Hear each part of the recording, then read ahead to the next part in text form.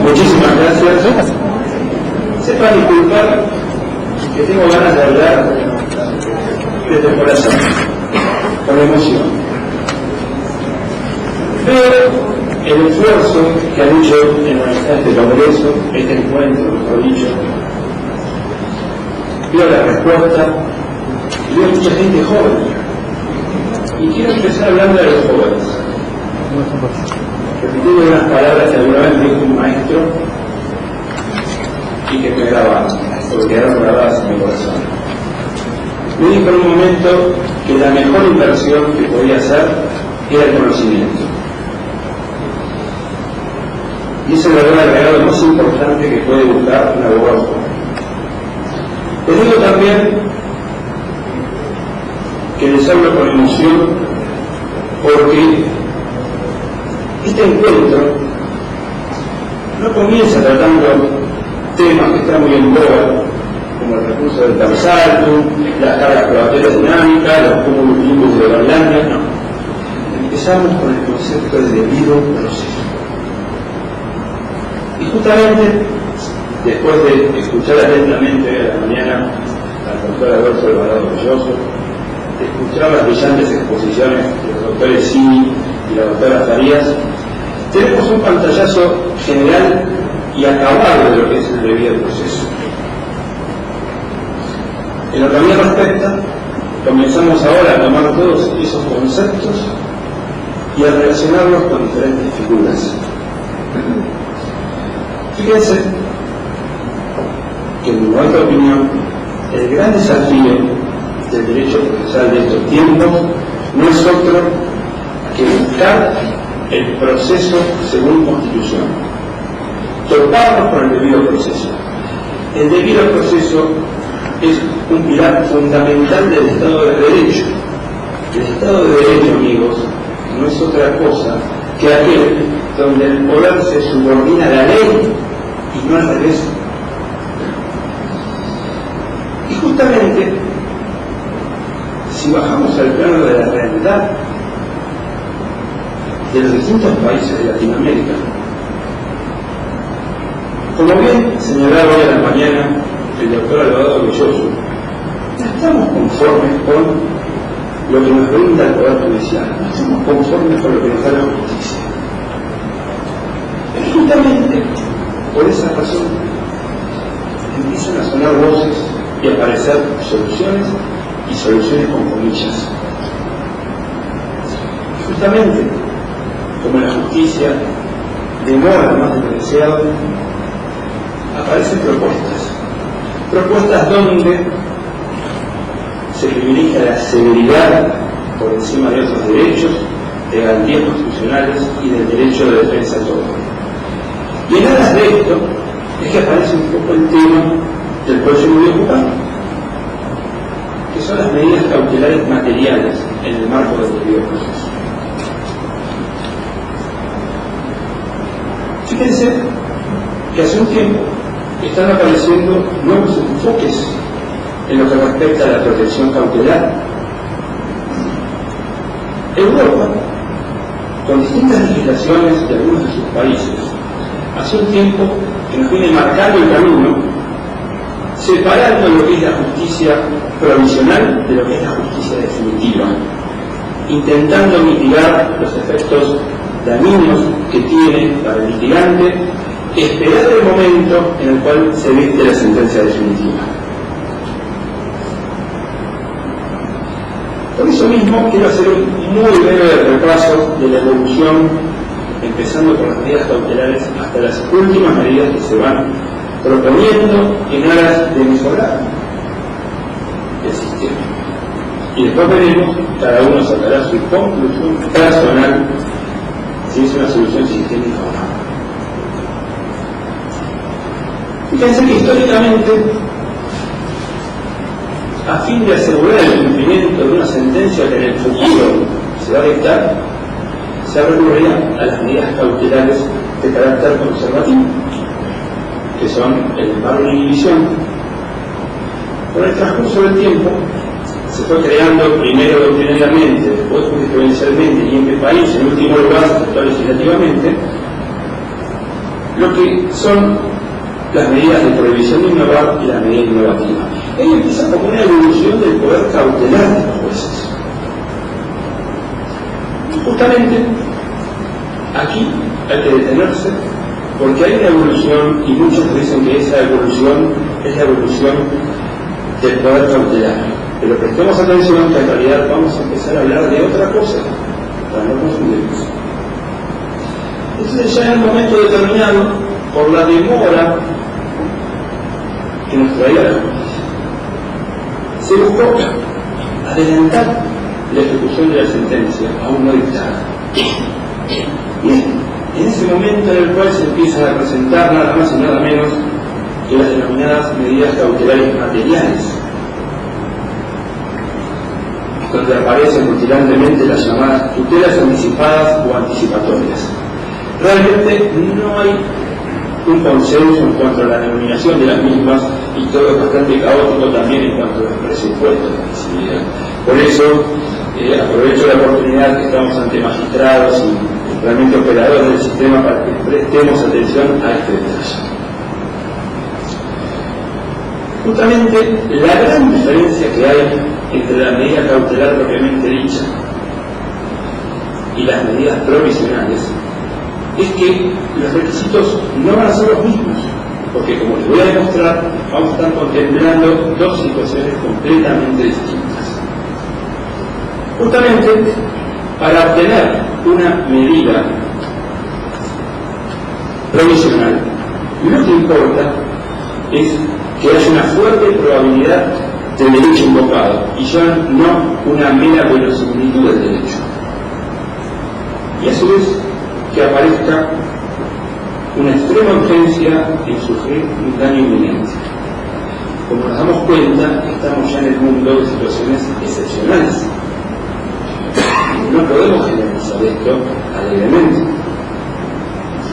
Y para que entendamos esta figura, les voy a dar una rápida definición que dice que la tutela anticipatoria posibilita al juez dictar resoluciones tempranas una vez grabada X y luego de una comisión sumaria que se pronuncia provisionalmente sobre el objeto mismo de la retención, otorgándolo total o parcialmente, tanto al actor como al reconveniente, para evitar que la demora en el dictado de la sentencia definitiva consume un daño irreparable. Y aquí también algo que les decía en esto. Comisión sumaria. Esta es la gran diferencia, como vamos a ver con las medidas cautelares.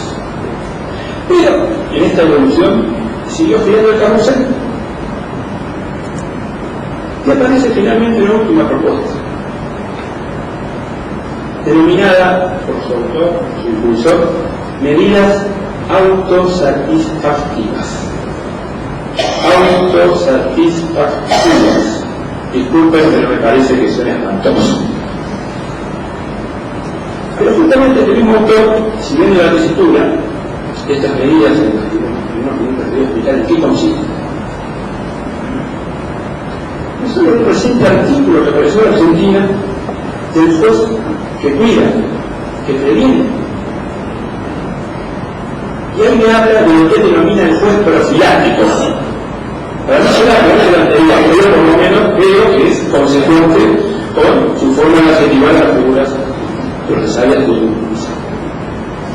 Fíjense lo que yo les decía para diferenciar lo que es la medida cautelar y la tutela provisional o misma. Les voy a proponer dos casos diferentes para que vean. El primer caso, en el cual el problema es la posibilidad de que no se pueda ejecutar la sentencia futura. Y en el segundo caso, no existe el problema, sino que el problema es que se produce un daño con la sola privación del bien durante el tiempo que dura el proceso hasta que llegue la sentencia definitiva. Ustedes se dan cuenta que en el primer caso estamos ante un peligro, y en el segundo caso se va a configurar un daño. Pero, en mi opinión modesta, estamos ante dos situaciones distintas que no pueden tener la misma solución. Y dónde está la importancia de esta distinción, desde mi opinión. Justamente les voy a dar 4 argumentos.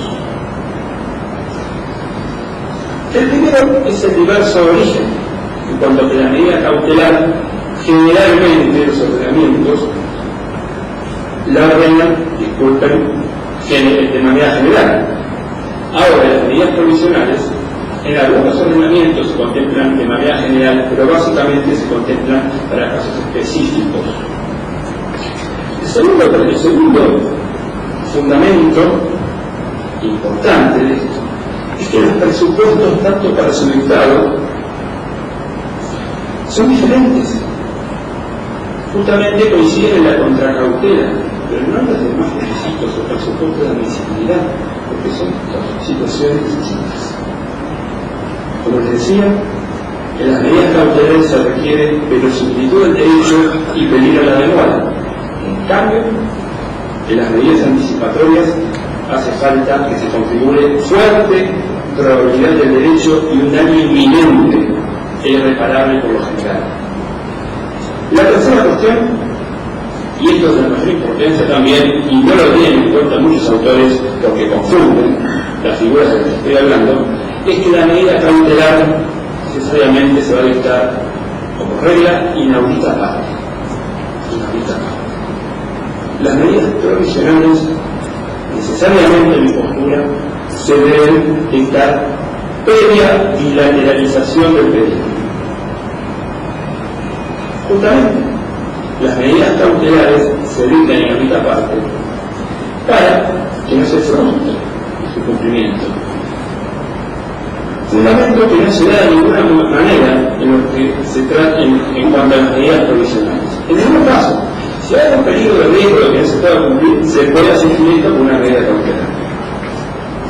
Por último, entre los 4 fundamentos que les doy, es que las medidas cautelares se admiten en materia penal, todos lo sabemos, pero de ninguna manera, en mi opinión, podemos aceptar medidas provisionales o anticipadas en materia penal porque estaríamos, ni más ni menos, que aceptando un anticipo de pena, lo que constitucionalmente no podríamos sostener.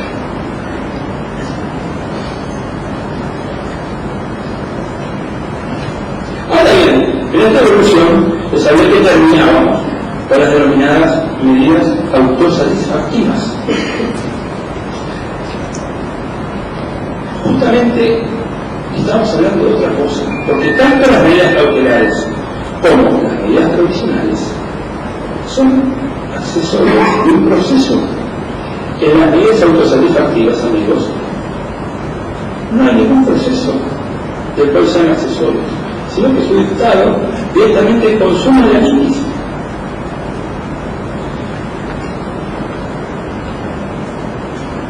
Está más que claro, pueden compartir en lo que les digo, que en mi opinión las medidas autosatisfactivas ya saltaron las cosas constitucionales y son inadmisibles. Justamente, fíjense, que algún autor de tendencia publicista admite que no es aconsejable aceptar legislativamente las medidas autosatisfactivas porque estamos hablando de la excepción de la excepción, y en el caso que haga falta algún tipo de tutelaje de esa manera tan extrema, se puede contemplar dentro de los presupuestos o dentro de lo que es la misma tutela anticipada. Pese a eso, en mi país hay 2 códigos procedimentales que la contemplan. Uno el de la provincia de Chaco, con una reforma que se hizo hace más o menos una década, y otro el nuevo código procesal de la provincia de La Pampa.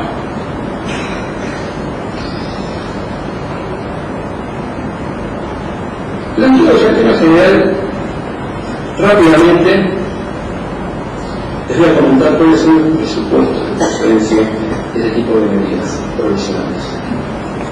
En primer lugar, para su decreto, el juez necesita tener formada una convicción suficiente del derecho local, que a su vez debe estar apuntalado por prueba inequívoca. No alcanza, como les dije en este caso, la mera verosimilitud del derecho. Lo que es difícil de explicar es dónde se observa a la niña que me indique qué es el sentido del derecho y cuándo esto pasa a ser convicción suficiente. Tenemos que tener en cuenta que este tipo de medidas, de por sí, tienen un gran margen de discrecionalidad del jugador. Y es por eso que, en mi opinión, es fundamental que las sentencias se encuentren motivadas, perfectamente motivadas para que se pueda ejercer el debido control.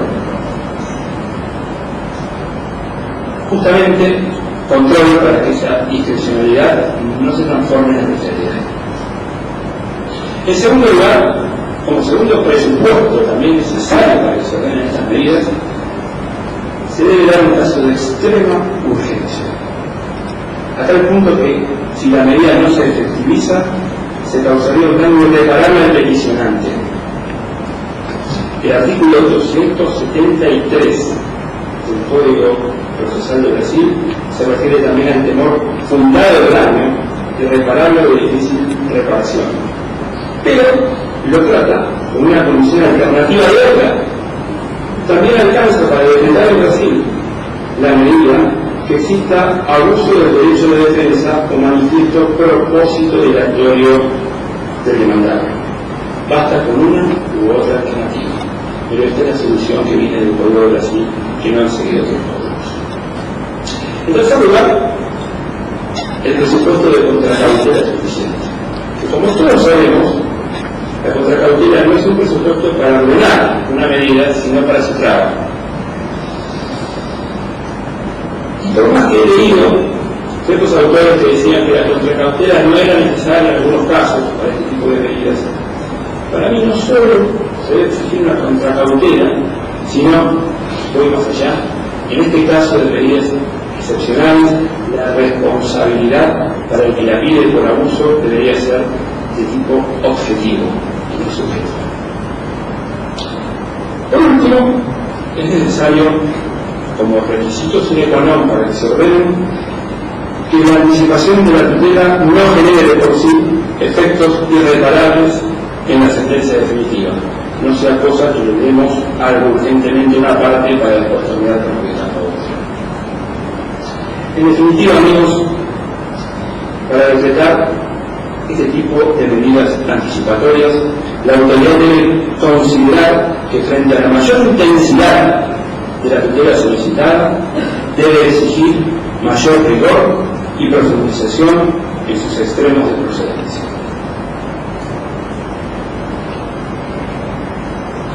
Yo les comenté respecto de la bilateralidad que tiene que haber en este tipo de medidas. Justamente, la Ley de Enjuiciamiento Civil Española del año 2000 impone como regla en su artículo 733 que la bilateralidad se debe respetar. Creo que ese es el camino a seguir en esta materia. Por eso hay que trazar una clara línea separando, en primer lugar, medidas cautelares de lo que son medidas provisionales. No se confundan con cierta doctrina que me engloba todo lo que denominan medidas cautelares materiales. Reconozco que lo que estoy diciendo es opinión particular, ustedes tienen por qué compartirla, pero creo que el gran desafío de este encuentro es poder pensar si realmente las figuras que estamos acostumbrados a manejar o las figuras que nos enseñan como solución para nuestros problemas sistémicos respetan el debido proceso de la Constitución.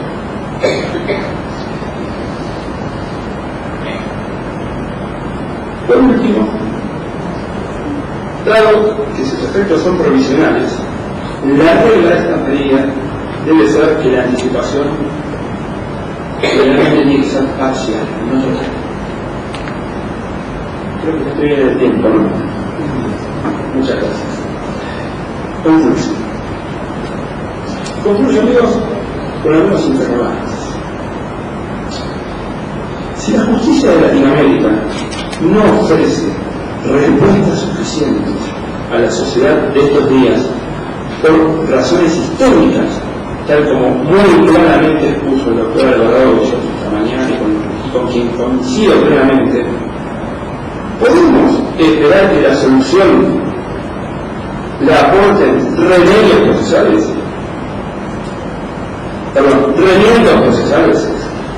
y bueno, entronizar la celeridad por encima del debido proceso. En vez de dar respuesta rápida y no un caso concreto, a costa de la seguridad jurídica de la totalidad de la sociedad. Yo recuerdo una distinción que una vez escuché